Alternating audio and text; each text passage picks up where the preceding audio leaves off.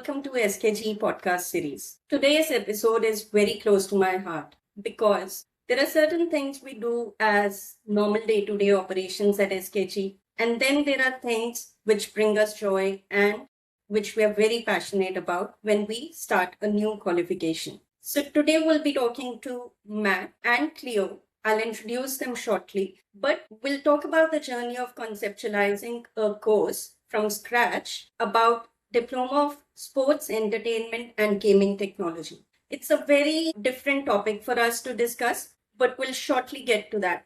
Let's first meet Matt and Cleo, starting with you, Matt. Welcome to the podcast. Thank you, Kush, and hi, Cleo. So, Matt, if you can please introduce yourself so that our listeners know where we are coming from and who we are, just for a bit of background. Thanks, Kush. My name's Matt Dobell. I am the founder of Sports Tech College, which is a specialist education business in the areas of sport, entertainment and gaming technology. We started our business about 3 years ago, and we have some curriculum-aligned content that goes into schools. We have some short courses that are specifically targeted towards school leavers. And now, thanks to this amazing team, we have a nationally accredited qualification, a diploma in sport, entertainment and gaming technology. So my passion is sport, my passion is technology and entertainment and gaming. And we've combined them all together to have a national qualification, which is really exciting because the future in terms of employment and jobs is really, really exciting in this space. And now we finally have a qualification for people to go and learn more about it. Perfect. Thank you so much, Matt. Coming to you, Cleo. I know you've been on a podcast before for a different discussion because you keep on doing different things, which is good. But yes, if you can introduce yourself from the current qualification that we're discussing from that perspective. Thank you very much, Coach, for having me again. Look, I was going to start by saying my role compared to Matt's is a bit of a boring one. Because as some of you already know that I come from Focus. Now we're a group now, I come from Focus Group, and we used to be an any course provider, but we've just got our vocational and the RTO registration approved and everything. So we're getting into the vocational spaces. And it's been a very exciting journey to work with Matt and Kush to invent almost this new qualification, this new course from scratch. Perfect. Thank you so much for that. So let's actually start the conversation right from the beginning. Matt, you've given a bit of background that you have the school which offers unaccredited training to date. So how did you get into that space, or were you always a part of that space? If you can talk us through the whole journey, that would be that. Well, strap yourselves in, Kush and Cleo and listeners.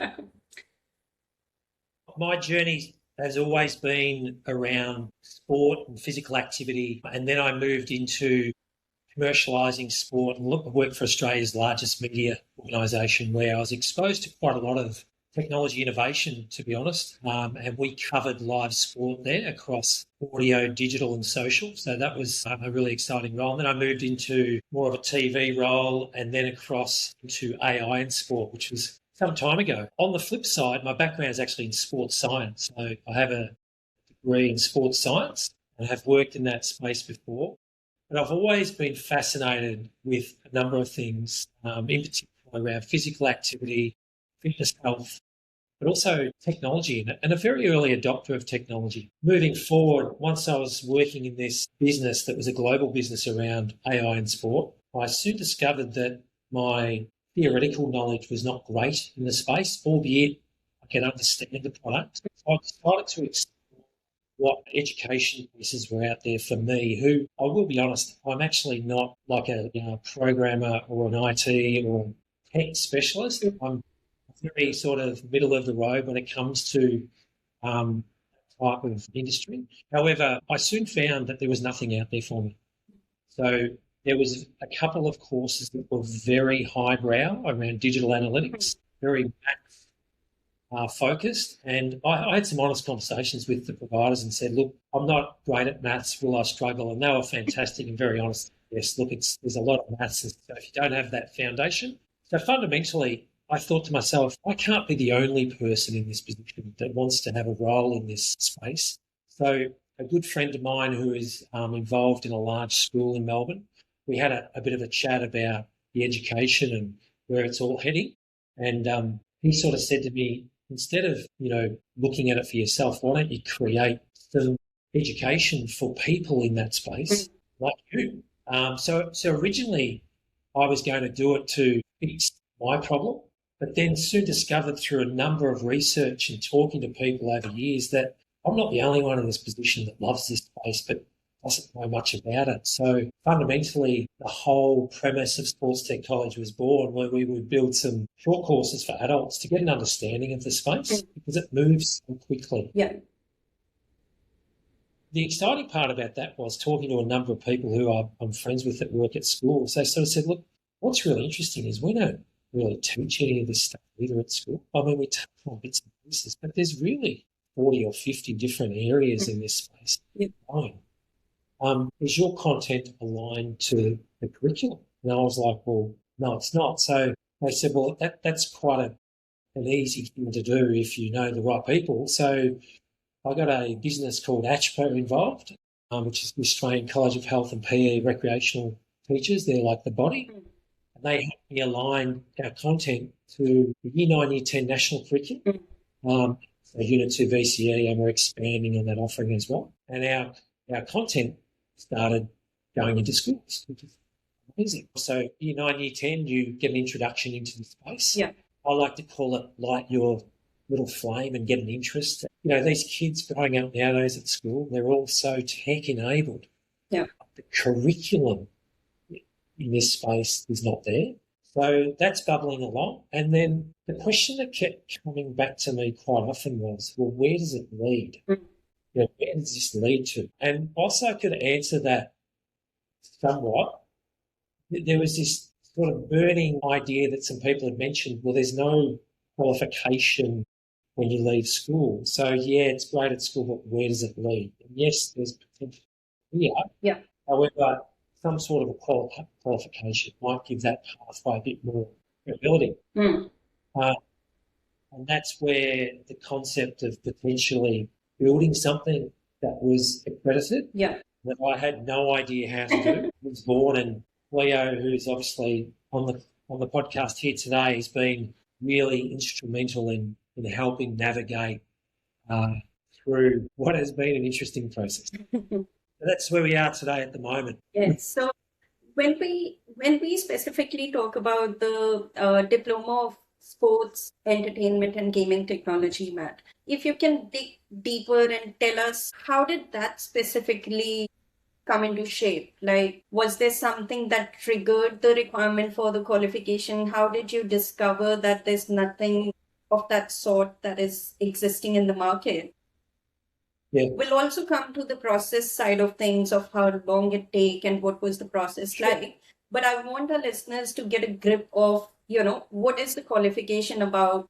What are we trying to do with this qualification, and how did we think about it? Okay. So if we go back a step, prior to launching this business, I commissioned a research piece out of Austin, Texas in the United States, and paid a business to look back into the Australian market and global market and provide validation for the concept of the plan. I thought it was a great idea. My friends thought it was a great idea. My mates, all that type of thing, thought it was a great idea. But really, was it a great idea, and really was there a gap? Yeah. The report came back pretty glowing. Yes, there's a huge gap with limited things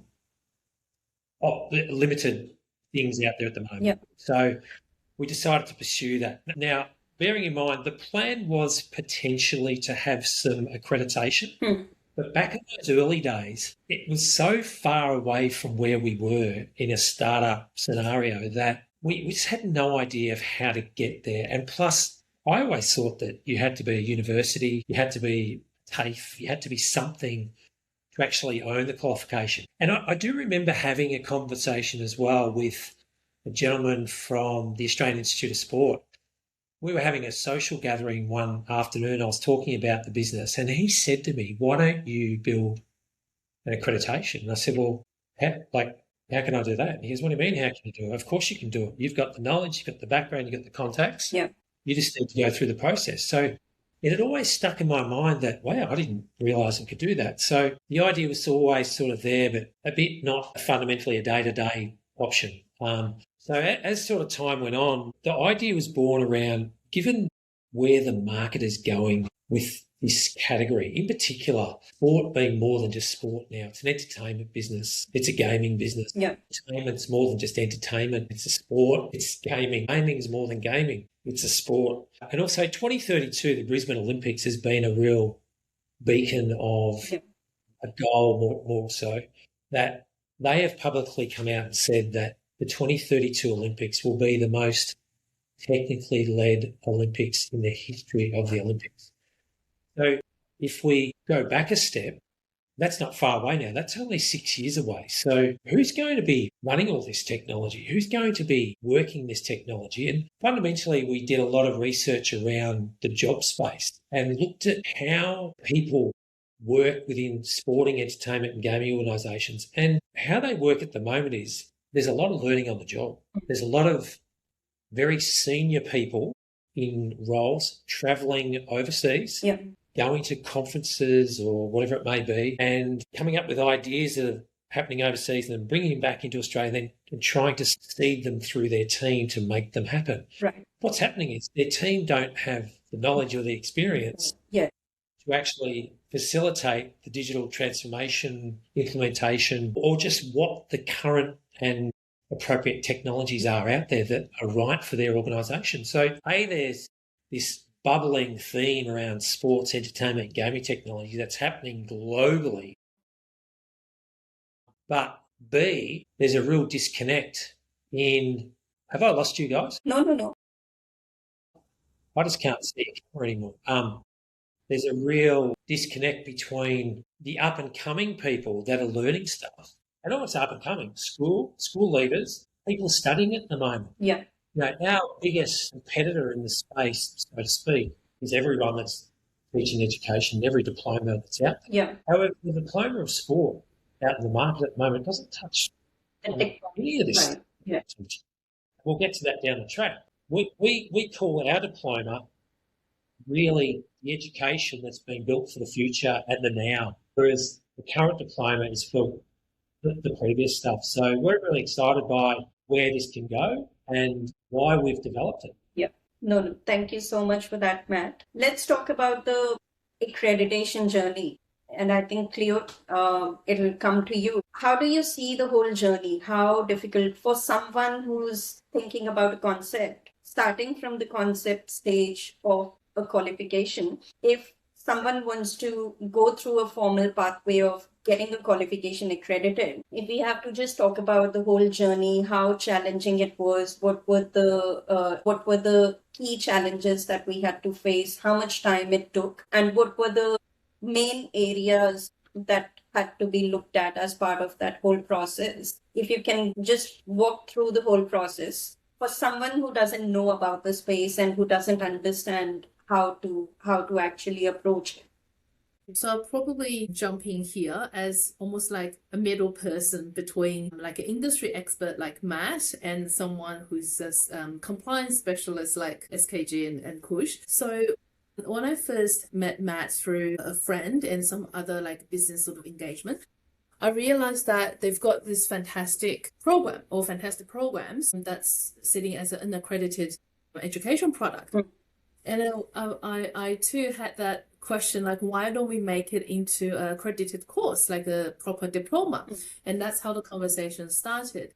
But soon I realized that there's a huge knowledge gap between someone who knows the content, who knows what the learners need, and how to make it into a more structured learning, a more structured course. Yeah. So that's where we, had to form a team, with different expertise, and to almost like translate the content into something, or to refine it into something that's more structured, with proper like assessments and criteria and things like that. So that's how we started the journey. But to be honest, I think Matt already did an amazing job, like to lay out the foundation. Like for example, to do the research, the market research, to gather the intelligence, to know about the current current offerings, what's available, and where the gap is. So that helped a lot, when we decided to start the whole process. Yeah. Well, over to you, Matt. Like when we started the whole accreditation journey, I remember the time when it came to me. I was equally excited and I was on board straight away with the concept. And I was very sure that with the evolving industry, and I'd not seen something like this prior to this. So, in terms of the accreditation journey, how do you think the whole process went for you? Like, do you think it took too long, or was it all smooth for you? How was the feeling overall? Like, if we have to sort of, give a small brief to all our listeners. Yes. Well, look, at the end, it's been fantastic because we got our qualification approved. I want you to be honest because I remember all the fights and all the things that happened. Look, for someone who doesn't work in that space, for me, it was difficult. Yeah. It was a difficult process that got better at the end. Yeah. Because we started to refine what we were doing based on feedback from ASQA Yeah. and ourselves. But I started to then deal with some people at ASQA who were really amazingly helpful. Yeah.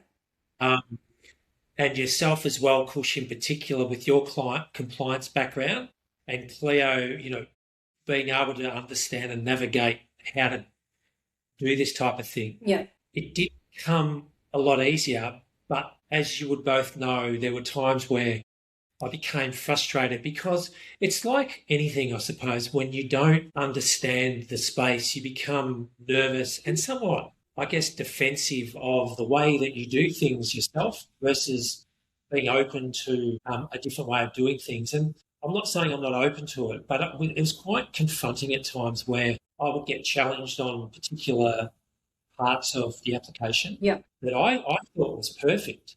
Mind you, I'm spending a lot of time on doing this and then I'm getting told it's wrong. Yeah. So that part of it was, for me, a real learning curve. But if I sort of step back out and look back in again, I totally understand why it's a really difficult process, because if it wasn't such an arduous, difficult process, then the education out there would be substandard. Yeah. It just wouldn't be right. And I know previously through reading in media and stories, there's been a lot of issues around compliant businesses and that type of thing. So they want to make sure that everything's right. And there were times dealing with Cleo, on different time zones that were up late, early in the morning. Would probably get off the call and say, oh my, what is Matt on about? And I would get off the call and say the same thing about Cleo. Sort of came together, and then right at the last point where I feel like we literally only had a couple more chances to get it right. Yeah. Otherwise, it's back to the court. I did meet a couple of really wonderful people at ASQA who were super, super, super helpful. Yeah. So my wrap up on that is the process was long, it was hard, it was challenging, but not impossible. You just got to stick at it and surround yourself with good people like yourselves. Yeah. So and not try to do it yourself, because there's no way, absolutely no way I could have done it without you two. Yeah. No, personally, I've done this for a couple of other qualifications, and honestly, I was talking to Cleo when we had the final outcome for the application. From where I see, the timeline was very, very good for you, because I've seen applications go on for like 2.5 years as well when we talk about the whole accreditation process. For you, we started the formal concept of the course back in July 2025. And I think November 2025, we already had the final outcome. So that was, I take it as one of the best timelines of any of my applications I've done for accreditation. But I also credit you for that, because you had a very clear sort of, concept in your mind before you came to me. You already had half the structure of the course already there. The main process that we had to do was to put it into the compliance structure and make sure it talks to ASQA the way they want to see it. And it talks to the training product language so that it can be rolled out within the industry. On second point, I was blown away with the industry backup you had, because you had the who's who of the industry supporting the concept, and it took you no time to bring us whatever support letters were needed to justify that yes, there's a gap and this is what is needed to address the gap. So I know it's been a stressful journey because you do not understand the ASQA side at all. And I do remember clearly, I have a visual of, the meeting we had after you got the email back from ASQA for the concept application. And you're like, Khushbu, what did we do wrong? I thought we had done everything correctly. So, I do have that visual very clearly. And I was like, Matt, it's okay. They're just giving a feedback. We need to take that feedback, get it back to them in the correct manner. And then, as and when, I think I've seen you grow a lot within the journey, because by the end of the journey, you started understand the client's part of it as well. And that is the whole purpose of as we're doing that to and fro, so that each and every person involved in the process understands what is going on, what are the, requirements to have a qualification under your umbrella. Did you feel that way, or am I not No, saying that? absolutely. I remember that when we got that feedback, Kush, and when I got off, I think it was an email or call, then an email, and you're saying, no, this is really good. What are you talking about? What? This is not good. But I just had to trust in the process. And of course, the way it goes is late last year with the state government, the Victorian state government, we were lucky enough to go on a trade mission to Saudi Arabia. And we'd submitted our feedback to ASQA, and I was away for 10 days. And I thought, I'm not really going to bring much information because I'm going to be away. They're not going to come back to us until next year. Yeah. The morning I landed in Saudi Arabia, there was an email from ASQA saying, hey, we need this, and we need it. Straight away.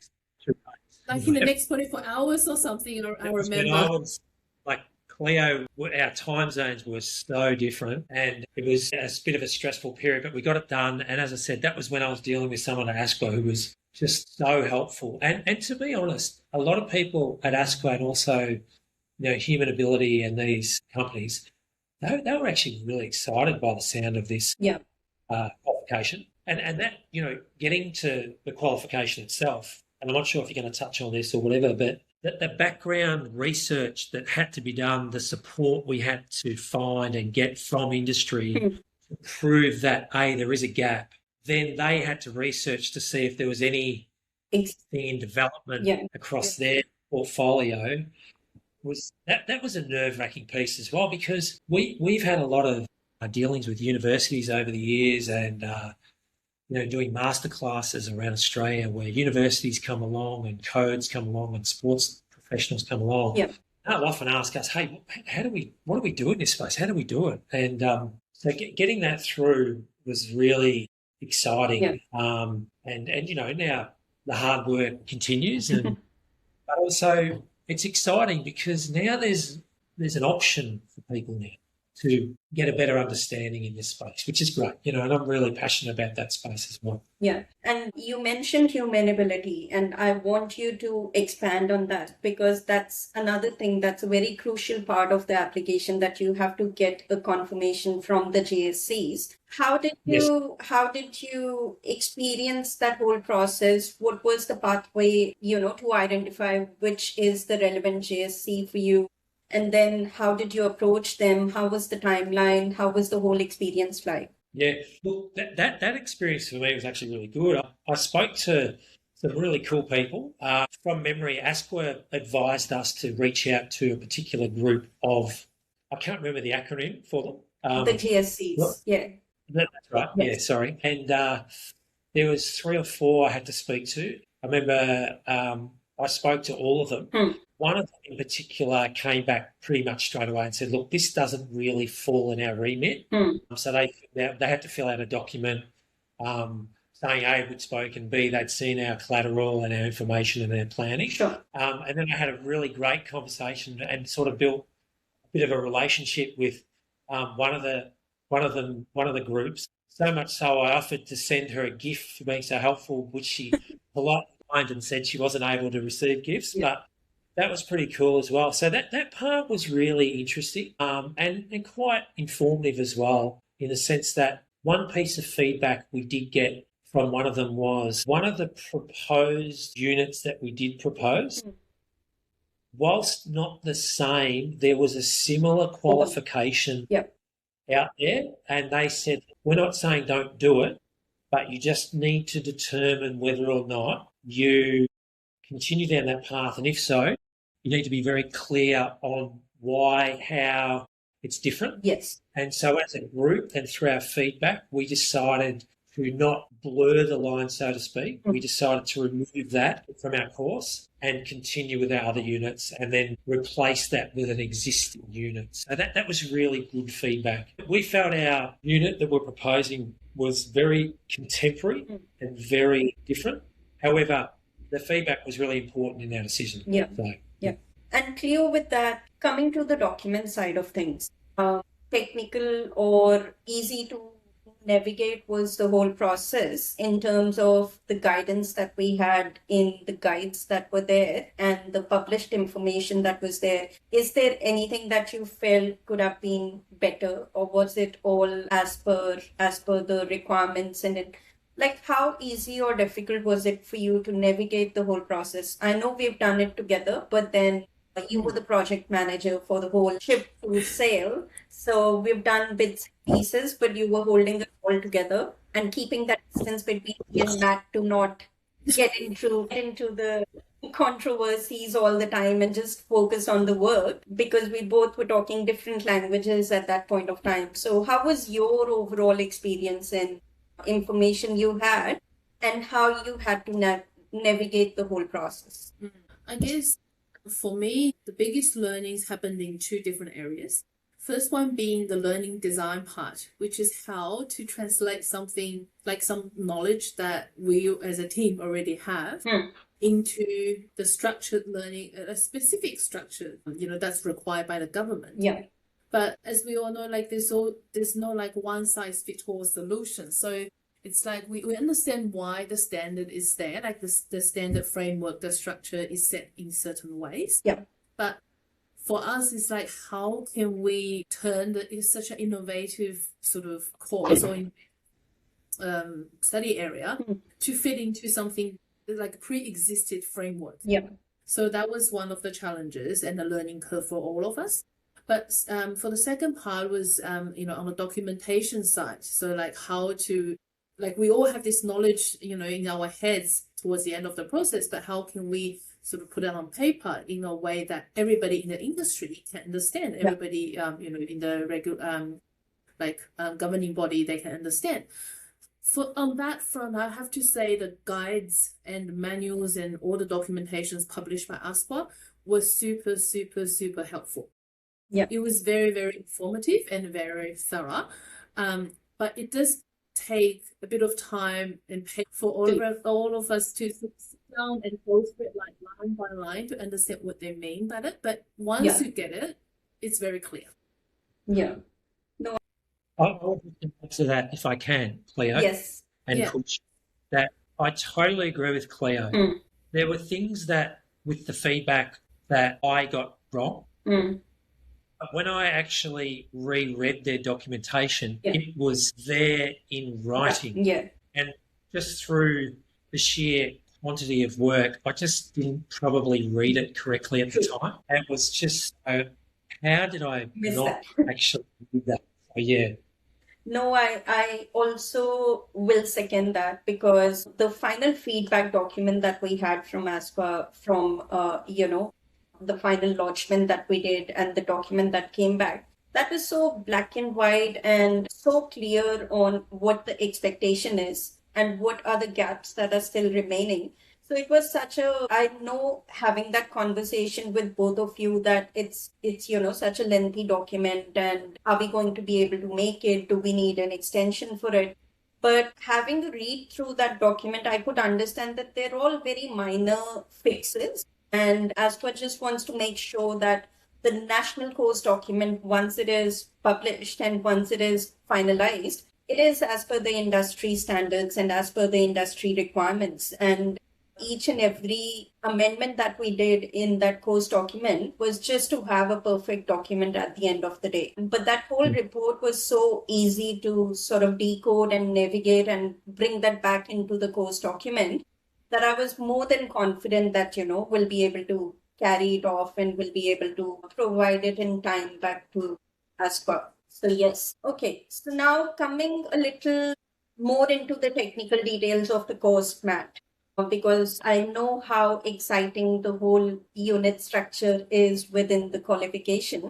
I want you to elaborate a little bit more on what actually is covered in the diploma and what sort of skill set are we trying to deliver through the course, and what sort of outcome are we trying to achieve at the end of the course from the learners who are going to do that course. Just again, for the clarity of the listeners that we have, what is embedded within the qualification, and we'll go to the unit level. We'll go to as technical details as possible as part of this conversation. Yeah, sure. I guess going back to why we created it is that there's that real gap in the marketplace, and being vocational, very hands-on, it's all very well to understand, but how do you actually do it as well? Yeah. So that's the exciting part. People will learn how to actually physically use these technologies as well. So that's exciting. But I guess the graduates be really equipped with this practical ready knowledge that's enabling them for a career in this space. The jobs that are getting advertised nowadays in this space in particular, you're actually expected to understand this type of technology and the applications and that type of thing. And so we're really confident that this will really help people forge careers and get up the ladder when it comes to applying for roles and that type of thing. There's so many different types of roles out there. And to be honest, some of them aren't even here yet, but there's literally every business globally going through digital transformation at some level. Some are well advanced, some haven't even started. This whole space is just growing, and not just in sport, entertainment, gaming, other parts as well. But, that category of sport and entertainment and gaming is such a huge category globally. It's really, an exciting space, as we've chatted about. I've just sort of got a few notes that I wrote earlier on today that this need for this qualification is really identified by what's coming and what's here now. There's so many areas where there's opportunities to go and work in this space, whether it be in Australia, whether it be around the world. But, there's just not that education piece to give them that understanding on the level that we want. Going through some of the units that we've devised, and I don't know if I talk about them now, how to implement sports technology into your organisation. How do you actually do that? Okay, great. We're a football club. Let's bring in all the sports tech we want. But you have to take a step back and understand, why do we want to do this? Yeah. What's the need? Who do we have to involve in the process within the club? Who are the stakeholders? Yes. What's the different type of technology out there? I've got plenty of examples where some schools that I've worked with have gone and purchased technology based on a advertisement. It's not the correct technology for what they need it for. So, firstly, what's the technology? Why do we need it? Is it right for our organisation? So that's one of the units. How do you implement technology into your organisation? How do you then build stakeholder relationships around things like fan engagement technology? If you work in high performance, how do you actually integrate technology into your high performance business unit? What's the technology? Why do we need it? How much does it cost? Can we afford it? Is it relevant? Will it be relevant in 5 years? Yeah. Is it a business that we trust? Do we know them? that's a really exciting unit. There's another one that's applying digital tools to promote mass participation and active living. Mass participation events like marathon events, beach triathlons, walkathons, these types of things. Melbourne has Run for the Kids. They have 30,000, 40,000 people do that event. Yeah.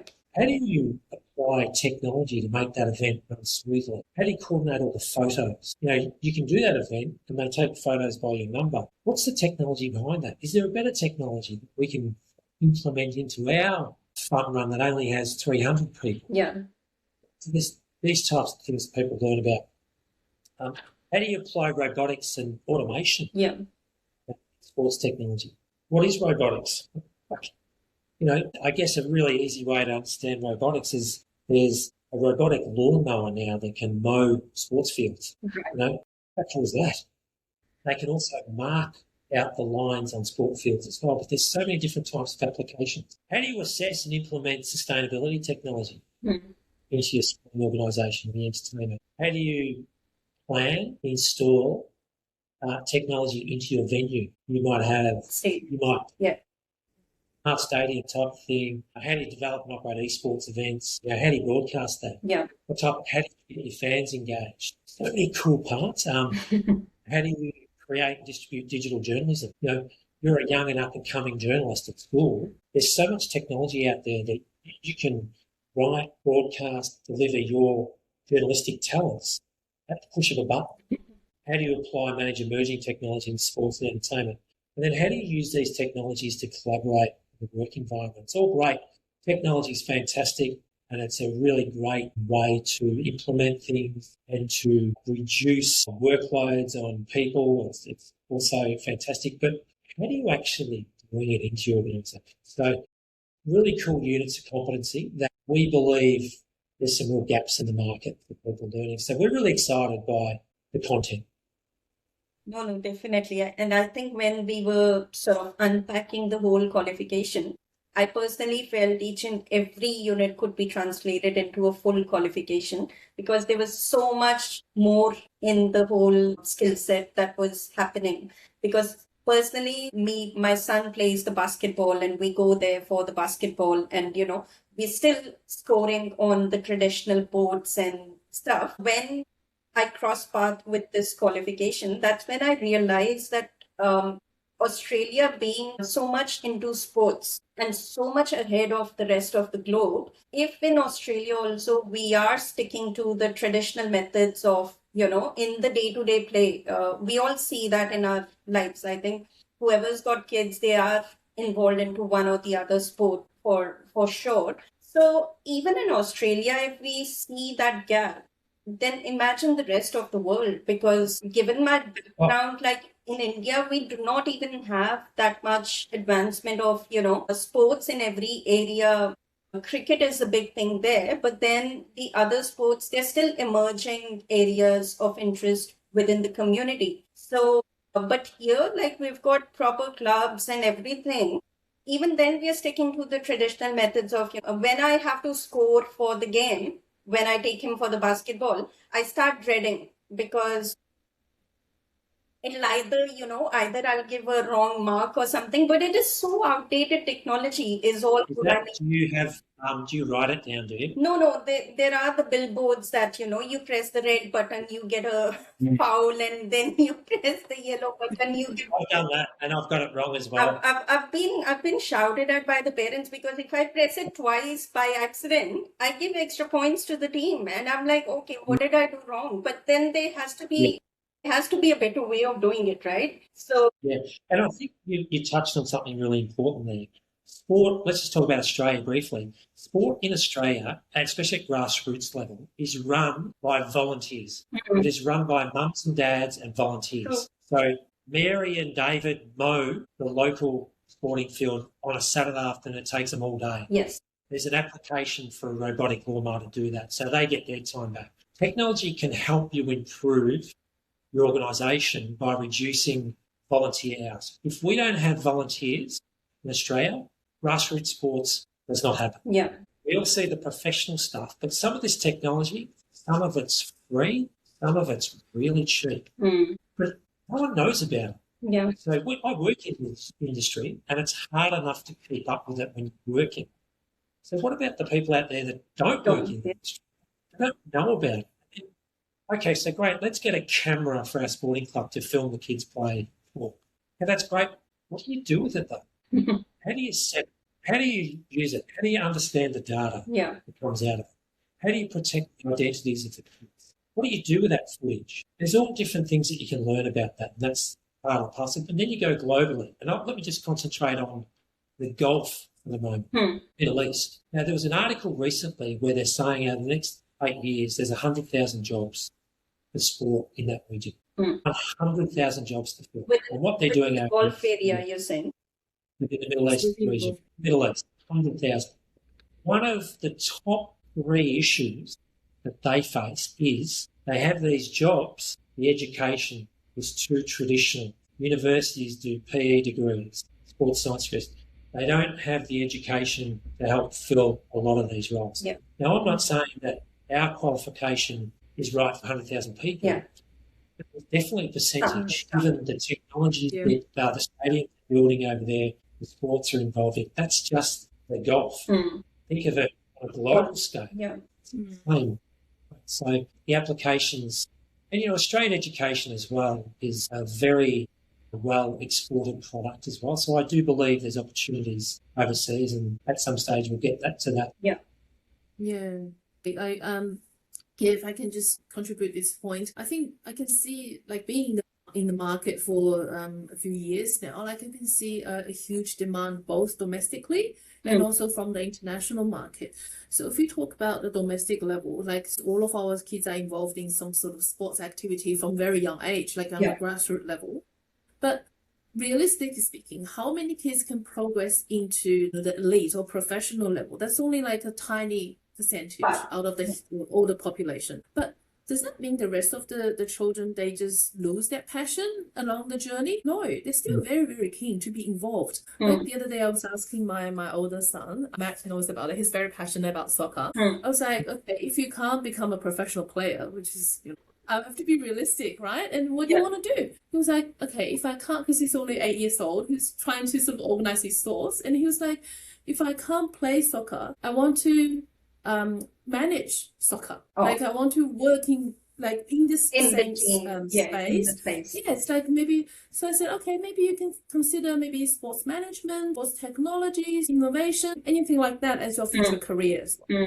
So just to give the children something to sort of almost like to look up to, or something to inspire them, so they can understand, okay, if I can't be the professional or the like the Messi or Ronaldo in the future, that's okay. There's still a job waiting for me. There's still a future, a career, and maybe you can even change more lives. That's true. If you that is so true. And I think, behind the team, there's a whole crowd that actually makes that team for any sport, because it's not just the team that is on the ground, because with every team member, with every team, there are just so many more people at the back of it. And it was so fascinating when I was going through the unit about the smart stadiums, because in my head, I could never think that could also involve so much more. Like, even for me, the whole qualification was like an eye-opener, because I've gone through multiple facets of, different kind of qualifications, courses and everything, being in this industry for 20 years. But this qualification particularly was very, very exciting for me. And when we talk about the smart stadiums, for example, when Matt started breaking that unit down, and when he started explaining what all is exactly involved, the gates that we have at the entry point of the smart stadiums, then how it is all monitored and how the cameras are installed, how all that is used. So it was all like, we never think as part of going for a game or something that there's just so much. And in Australia, we see all these advanced features and everything already installed within the stadiums. But when, again, we talk about the other countries, not every country has a smart stadium or, an event being managed in the smart stadium. So there's definitely a huge potential globally for qualifications like this. And then again, interference of AI is another interesting discussion on, how that intersects with the sports technology and how that's going to change the whole future of people who are doing the training in sports tech. We already see different kinds of gadgets of monitoring all your performances, the whoops and all those fancy stuff. You wear a ring, you get to know how you're performing, what's your heart rate, what's your this. So it's just very overwhelming for a normal person to understand what is like for a parent, especially because we are not up to the mark with the technology, but our kids are already involved in the sports. And if we have to keep up with the pace, we need to make ourselves aware also. So I think it's a very Yes. relevant qualification for the parents also, so that they can guide the kids in a proper manner. Because if that is not done properly, again, a very layman sort of example, but in my son's basketball team, there's a very tiny little boy, 8 years old, and he is very passionate about basketball. He wakes up 3 a.m. in the morning and he starts practicing whenever we have the game on Saturday. So he starts his practice at 3 a.m. He's currently training with two basketball clubs and he's like a rocket on the field. If he's not there for the game, the team like accepts the defeat even before they start playing, because they're like, that boy is not there. Who's going to take the shots and who's going to get it through? But the point here is he starts the training at 3 a.m. He's already broken his ankle 4 to 5 times clear. And I'm not joking. I had conversation with the mother. And because we do not have that proper track of, how much strain is it putting on his body? What is going on? How much is it? Probably by the time he grows up and he's ready to get into a league or something, he'll be burnt out. Yeah. So, and I think that's very important. We don't realize the involvement of how this technology and the advancement is and should already be overlapping with, all our lives. But if we relate it to the day-to-day operations that is happening, it's massive. It's honestly huge. I think you hit on a couple of really good points there, Kush, is that kids of that age, and I've got a 9-year-old son, 8-year-old daughter, there's some technology as parents that we can be aware of that can help the kids because, of course, as Cleo said, they all want to be professional. Well, not all of them, but a lot of them want to be professional sports people. And realistically, 1% of people become professional at the top of their game. We're probably not interested in the 1%. We're interested in the other 99% of people who want to play sport, they want to play well, they want to live healthy, they want to understand how they can perform better for their local, their school team, whatever it may be. And that's where understanding this type of technology, seeing what's out there, but also knowing how to apply it is really valuable. I think for any sort of kids under the age of 14, it's still got to be just fun. Yeah. It's got to be fun. If there's, a piece of technology that can help monitor their sleep or whatever it may be, that's great. But I also think that Cleo touched on a really good point before, is that there's so many people that want a career in sport, entertainment and gaming that they come to an age where they realise, wow, that's not going to happen for me. Yeah. And they either come to that realisation or someone tells them it's not. So a lot of the time they just completely drop it. Why? The careers in sport, entertainment and gaming are huge. Yeah. Opportunities are huge, not just careers, but the opportunity to start your own business, to build your next piece of technology using AI is so big. But it's getting the foundational understanding right of the industry. Everyone always says to me, let's talk about AI in sport. Why do you want to talk about that? Well, they can't answer that question. But AI in sport is quite topical. Yeah. Really forget about AI in sport at the moment. Understand the foundations of the industry. Understand the opportunities because, AI is great. So many different applications where we sort of see this really interesting joining of people who are interested in technology that love sport but don't play it, and people who love sport and play it but don't do technology. We're seeing them coming together now going, wow. So at school, I can deal with little Johnny over there who's a whiz when it comes to data, and I'm the athlete in the footy team, but I don't understand data. We're seeing them starting to work together and building these different friendships, which is great. But then also the technology kids are saying, well, actually, I can improve the way I run because I can use an app that can film me and show me how I run incorrectly. Exactly. So I'm actually and I can just literally in real time change my elbow from being there to there and I'll run better. True. So there's really cool applications. Very amazing. And I think we can keep going on and on because this is one topic which we are equally passionate about, all three of us. But Matt, coming to the delivery of the qualification side. So you are opening it up to school students. You are opening it up to younger students as well.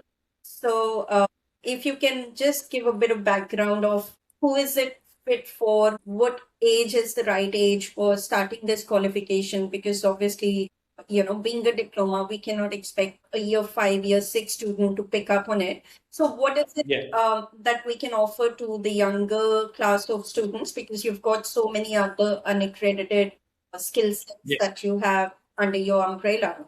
So if you can just brief us on that. Yeah, sure. Well, I think fundamentally our curriculum-aligned content can go into schools at Year 9, Year 10. That's aligned to national curriculum, which gives them a really great understanding of the industry. So there's a few ticks there, and we're working on, there's about another 90 pieces of badges, so to speak, in many different spaces that will go for an hour and a half where students can pick and choose that type of thing and build their understanding there. Then leading into sort of Year 11, Year 10, Year 11, our first piece, which is Unit 2 VCE, which is, again, aligned to the curriculum. But I think, again, me personally not understanding the vocational space or the vet space at high school too well, that is a huge space in schools, the vet piece. Definitely, I think at Year 11 level, there's certainly some areas where the diploma could start. Perhaps down the track, and again, not understanding the compliance piece to that yet, your area, but I guess that is an area I'd love to get into. But then school leavers, they leave school at whatever age it may be, 17, 18. That from there, a lot of kids take a year off, they travel, they're still very unsure as to what they want to do. And often some of them may not even start studying until they're 20, 21, if in fact they do that. But we believe our real core target market for the diploma is 18 to 25. But then also there's plenty of people in that 25 to 35-year-old category that work in the space or would like to switch careers into the space, don't have an understanding of the space. It's really two core areas. Fundamentally, we believe 18 to 25 is key. And that's where we'll initially market towards. And Cleo, coming to you because you're on the RTO side of how people can get to know more about this qualification and what do they have to do to get enrolled into a Diploma of Sports, Entertainment and Gaming Technology. So if you can give a bit of background about the RTO and the details, that will be great so that we can leave that information with the learners. So I guess the basic entry requirements are pretty much the same, as any other AQF level 5 qualifications as a diploma. However, I do think that there's great potential to market to the 19 or 20-year-old cohort where Matt mentioned before, both domestically and also as an export product to international students. As we know, when young athletes, they started playing the grassroots sports, whatever it might be, they can't really tell whether they can make it or not into a professional team or semi-professional team until in their early 20s, realistically speaking. You do have some really great talents who can start from 16-year-olds, but not all of them. So I personally already know a bunch of students, for example, they finish high school, they are playing semi-professional sports, But during the day, they don't know what they should commit to, and they're just sort of doing some part-time stuff, part-time jobs or whatever. That's not even relevant. So I asked them, why don't you consider, like, first of all, why didn't you go to university? Because they don't want to commit to such a long degree without knowing where it might take them, because maybe next year they have to travel to a different country to play sports or doing something totally different. So to start a degree, like a long-term degree, and then had to stop halfway through is really interruptive. Yeah.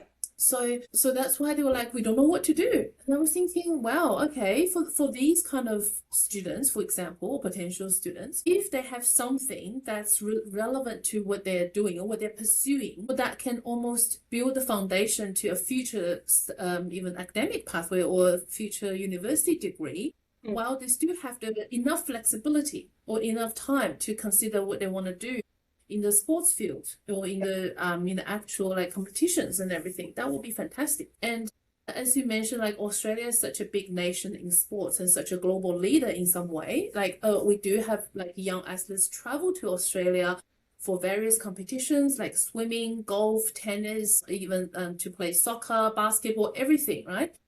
But what have we been exporting is the experience so far. If we can't back it up with more education pieces, with more like support, like especially in the rising industry like sports technology, people are going to look elsewhere, I have to say. Like in Europe, in some countries, like for example, Spain is I have to say, the leader in the sports innovation.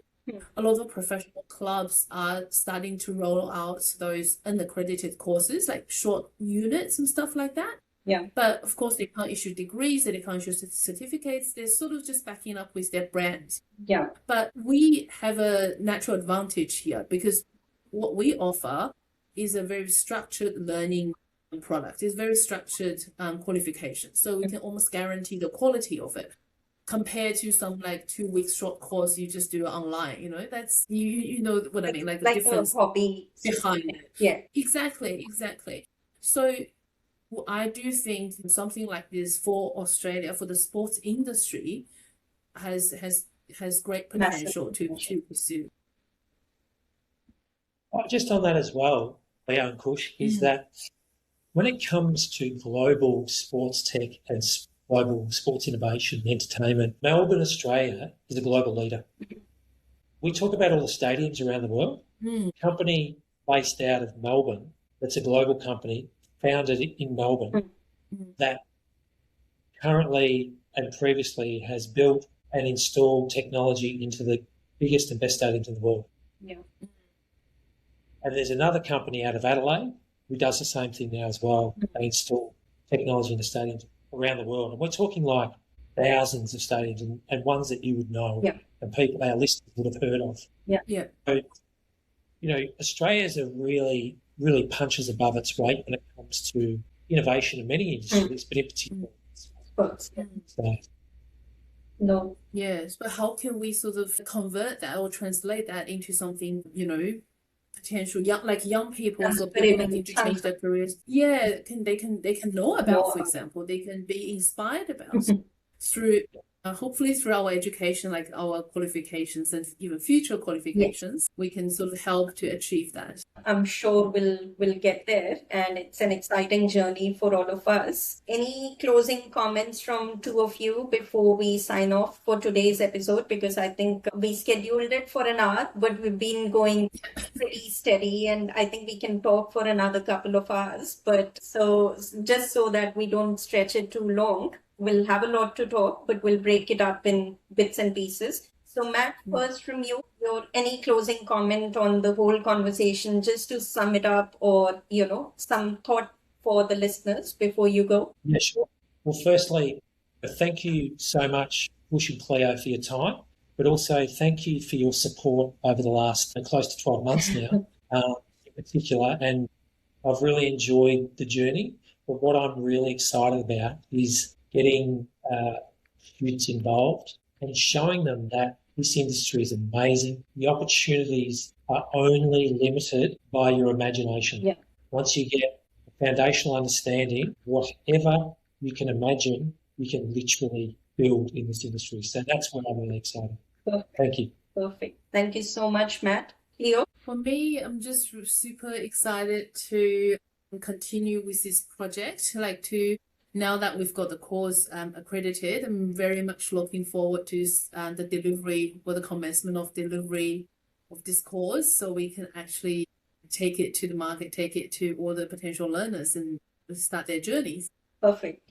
No, we all look forward to that. And I'm equally excited to be a part of the whole project right from the beginning. It's almost like every qualification that we see getting an approval and getting it up there on the register, it's almost like a baby because we've seen from the concept stage and we're seeing it grow and sort of, have it up there. And then when we start getting the learners into that qualification, it's a very different sense of achievement when you've built the qualification from ground up. And I think that is something that I feel as consultants and being a part of this industry for such a long time, that is just a small bit and a small way of giving it back to the community from our side, that at least we are building something along the way of the day-to-day things, the other things that we do. But thank you so much. And it was lovely chatting to both of you, and hopefully we'll have many more conversations together. Thank you. Thank you. Signing off. Have a great day. You too. Thanks to the listeners too. Bye.